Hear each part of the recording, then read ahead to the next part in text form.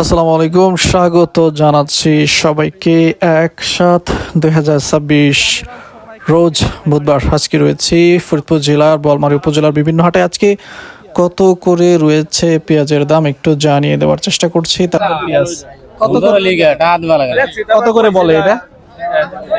800, 850, 880। 880 টাকা বলছে আজকে সর্বোচ্চ বাজার, তার মানে 900 টাকা, তাই না? 900 টাকা ফিক্সড। 900 টাকা পেঁয়াজ।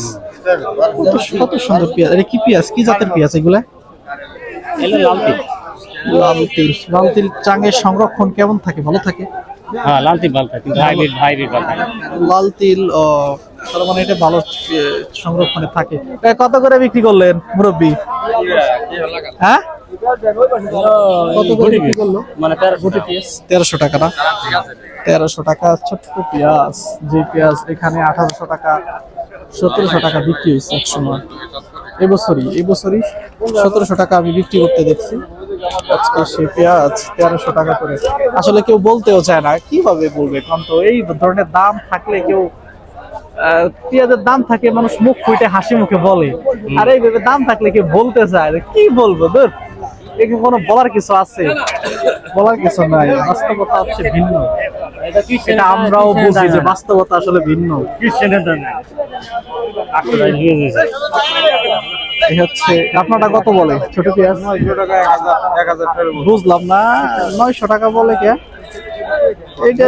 এটার থেকে এই যে একটু আগে যেটা গেল এটা কি মানে ভালো নাকি? ওটা একটু চিকন ছিল, ওটা দুঃখ বিষয় হচ্ছে কি, এই পেঁয়াজ ছোট পেঁয়াজ এগুলো তো খাওয়ার জন্য নিবে না, এইগুলো চেহারা দেখে নাই। কারণ কি? চেহারা দেখে এগুলো যে লাগায়, আবার চেহারা দেখে লাগালে তো হবে না। এভাবে এটা কি হবে না? আরো চিকন হলে লাগাইতে মোটা আর চিকন দেখা উচিত, ঠিক আছে, কিন্তু এখানে আবার চেহারাও দেখে, কালার দেখে। কালার টালার হলে বুঝেন না। এটা তো আমরাও বুঝতেছি যে দুটো পেঁয়াজে আসলে কালারের কোনো বিষয় না। এখানে মেন হচ্ছে আপনার সাইজ, ছোট আর বড়। যেটা একদম ছোট সাইজ ওটার দাম একটু বেশি থাকবে, একটু মোটা সাইজের দাম কম থাকবে, এটাই স্বাভাবিক। আপনারটা কত বলে? 850। মানে আপনার ছোট পেঁয়াজ আর বড় পেঁয়াজের একই বাজার। দাম সবসময় বেশি থাকে, কিন্তু এই বছর তো সব সমান হয়ে গেছে না। এগুলো আবার মাসখানিক করে, ঠিক আছে, এগুলো মাসখানিক করে এগুলো 2500, 1800 দেওয়া লাগবে। 800 টাকা দিয়ে দাম এখন আনলেন যে? এখন আনলাম কিসের জন্য? ওই বড় পেঁয়াজ বার করছি, বার করার পরে 5 মিনিটের মধ্যে থেকে এগুলো বার করা হয়েছে, ঠিক আছে।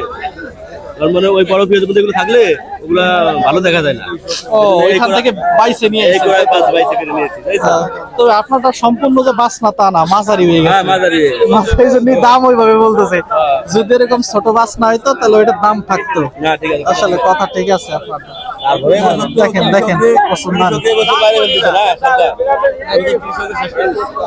আচ্ছা, এবছর কি শেষের দিকে দাম যাবে? অক্টোবর, নভেম্বর এবছর 200, 1200 তাতে তো হবে না। প্ল্যান করতেছে যে আশা করি সামনে 600 টাকা করে।